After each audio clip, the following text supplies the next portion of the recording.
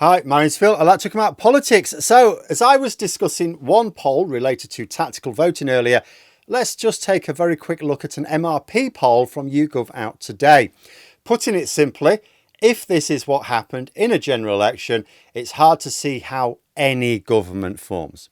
A clear sign that our entire political system is badly broken and needs fixing before something like this genuinely happens, because this would plunge the country into chaos. But first, for daily news and commentary, please hit the subscribe button to stay notified. Now, before I get onto the spicy stuff, the obvious disclaimer first, it's actually really very rare for anyone to feel it's worth their while commissioning a serious MRP poll years before an election. In fact, I'm not sure it's ever happened before. See, to do them properly, as YouGov do, they're expensive and the results tell you nothing about the election, because there is no election.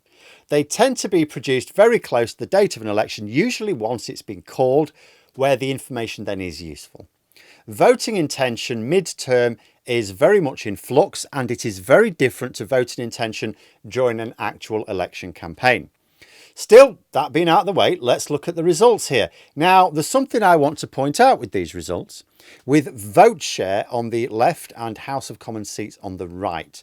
So, looking at the seats on the right, what sort of government do you think would emerge? Well, Reform UK would get way more seats than anyone else, so they would be the ones you would try to form a government around. The civil service would fire into action, invite Nigel Farage and senior members of the party to come in, and they will work on helping them to work on either a coalition deal or just a supply and confidence deal.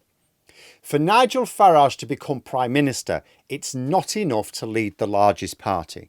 He needs a majority of MPs to implicitly agree that he should become Prime Minister. So could Farage get any sort of deal? Well, if we suppose the Conservatives, who would be beaten down to 46 seats here, would be willing to enter a coalition, consider a couple of things. First, they'd be the junior partner, and like the Lib Dems between 2010 and 2015, could risk losing even more votes next time if they go along with some of the more extreme policies Reform would want to implement. And if they don't go along with them, Reform wouldn't be able to implement them, and they would lose support amongst their voters. So there'd be friction immediately. So that might make the Tories wary. However, let's say the Tories agree to something. They may offer Nigel Farage a confidence and supply deal. What that means is they will vote in favour of his budgets, and they will vote in favour of him if he was challenged in a confidence vote.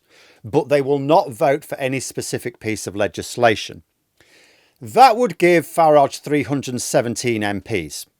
Now, that is, 9 short of a majority of 326. Now, yes, taking Sinn Féin into account, because they don't take up their seats, narrows it down a bit, but it's still not quite there. So it would depend on how accurate this is. If Reform UK and the Tories between them can eke out a few extra seats, that could tip Farage just over the line needed to form a government.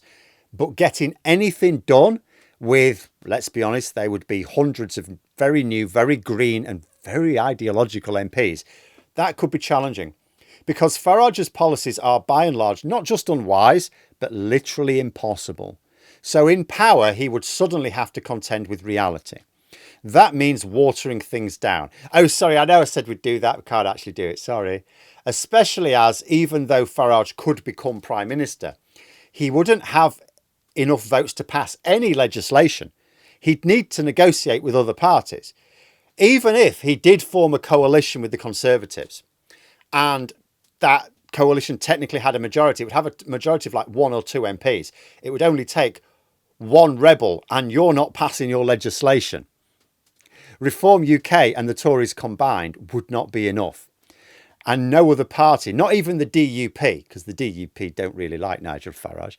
So this is a parliament that simply cannot produce a stable government.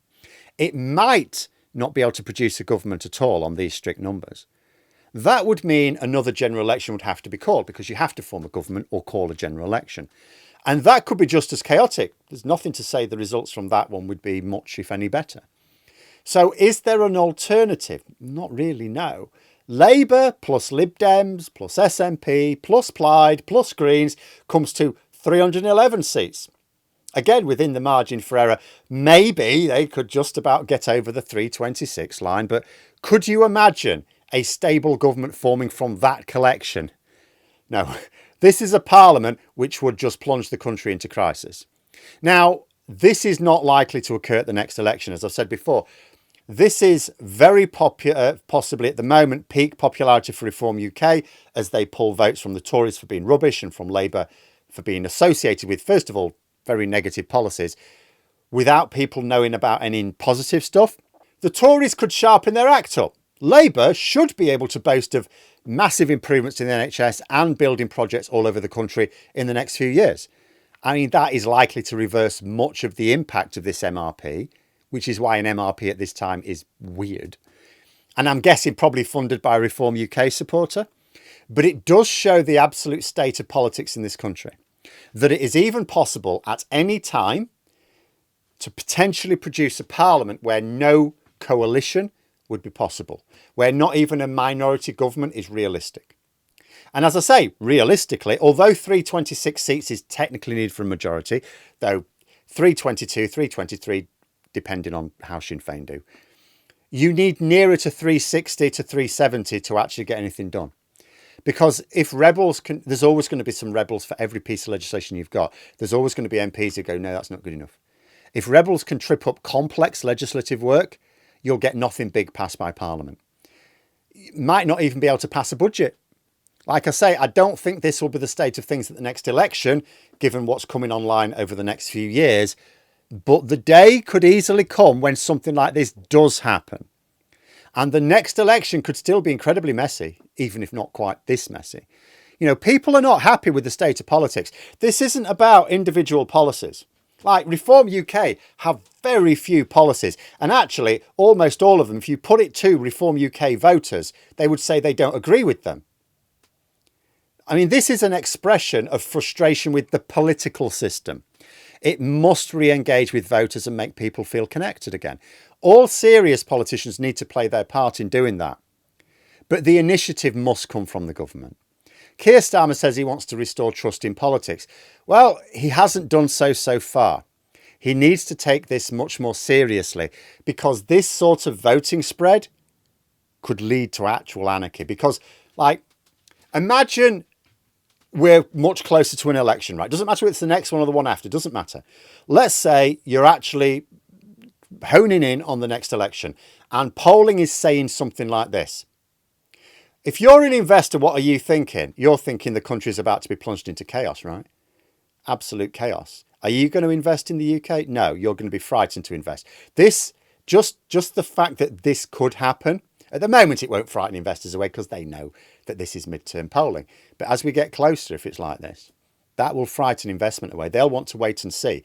And then what happens when what they see is a parliament that can't form a government?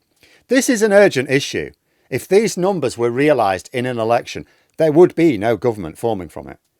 Even a few seats one way or the other would only produce an incredibly unstable government, which could not last 6 months.